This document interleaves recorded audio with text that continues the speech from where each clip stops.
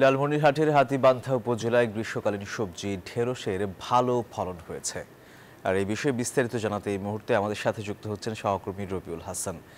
রবিউল, ঢেঁড়সের ফলন কেমন হয়েছে আর বাজার দর কেমন জানাবেন আমাদের।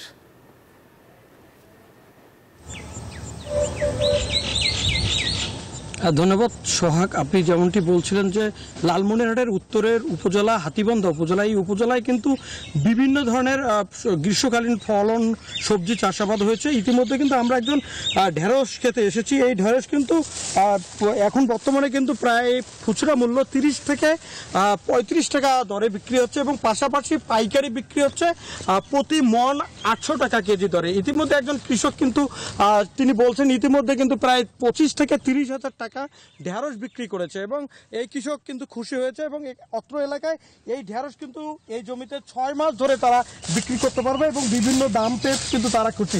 আমরা একজন কৃষকের সাথে কথা বলতে চাই, আপনার সাথে কথা বলতে চাই। দাম কেমন পেয়েছেন এবং ফলন কেমন হয়েছে? না, দাম পেয়েছি 1000 থেকে 1200 টাকা মন পর্যন্ত, এখন বর্তমান 800 টাকা বাজার। কেমন ফলন হয়েছে? ফলন খুব ভালোই হয়েছে।